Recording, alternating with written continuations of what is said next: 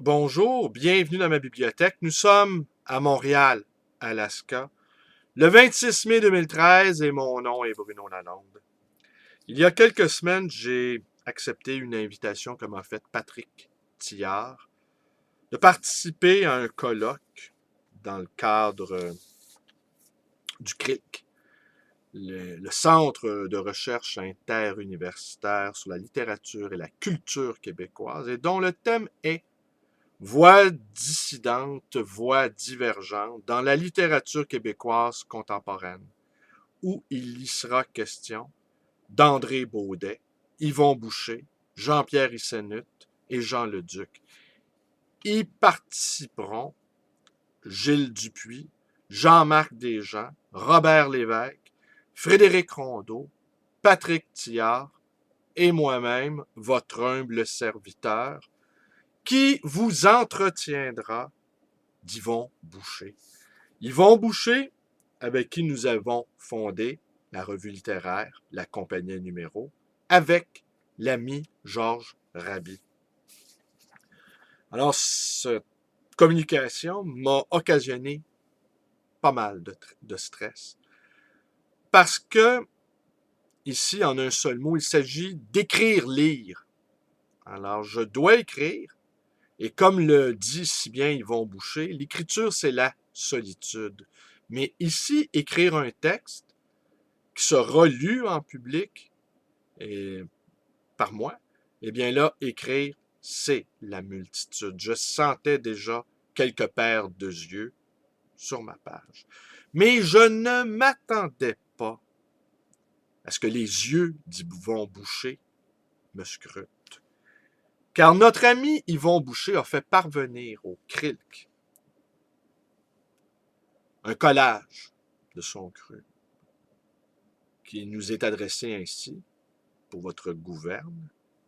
Et on y voit sur ce collage deux mots, d'ici et dans, et on y voit sur ce collage une bouche entr'ouverte avec une langue émaillotée, en quelque sorte langée.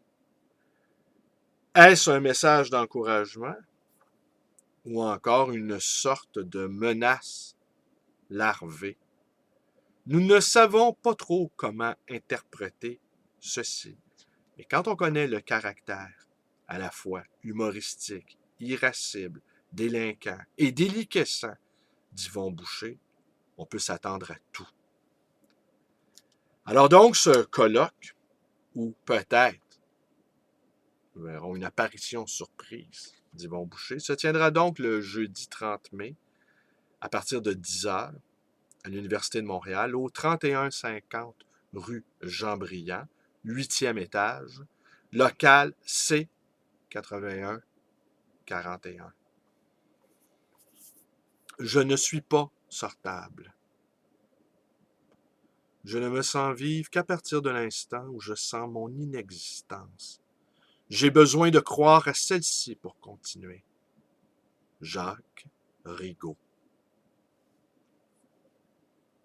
J'ai des rapports tangentiels avec la réalité. Et mes points de convergence avec mes semblables sont minimes. Au bout d'une heure, j'ai fait le tour de la question. Et il me semble qu'il y a toujours trop de temps à rester avec tout le monde.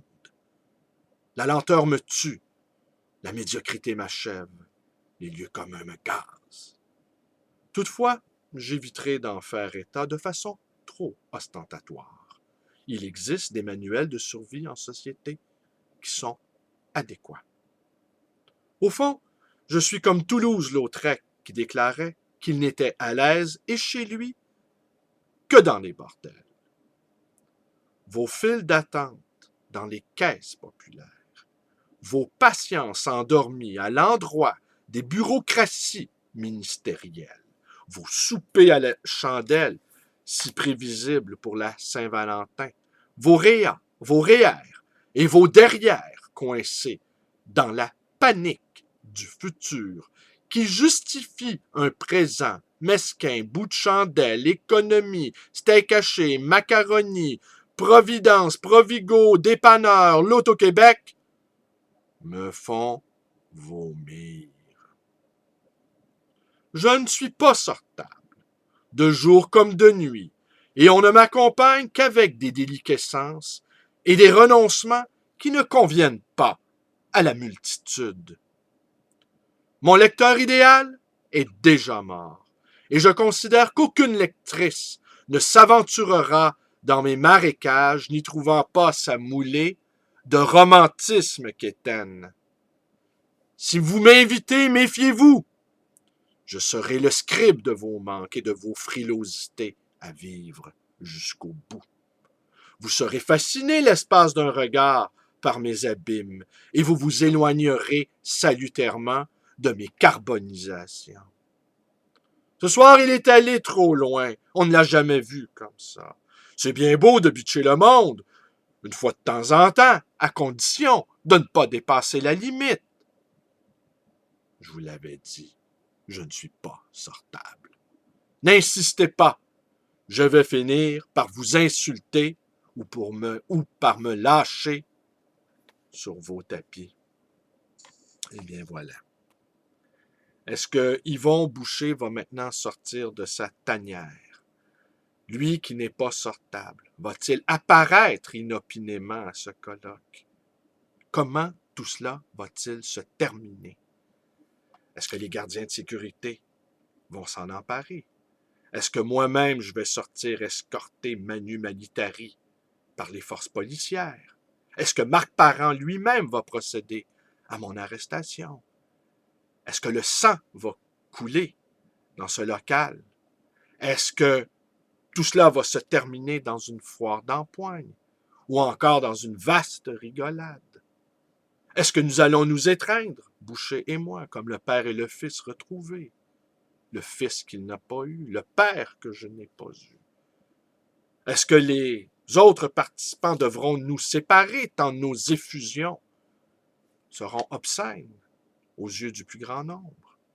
Ou encore allons-nous nous ignorer ostensiblement comme deux chiens de faïence?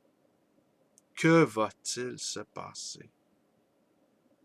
Ne saviez-vous pas que la vie littéraire pouvait être si inquiétante, si dangereuse? Ce n'est pas impunément que nous avons créé une revue qui s'appelle La Compagnie Numéro.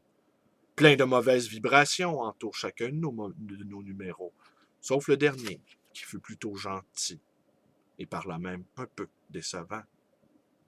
Que va-t-il se passer?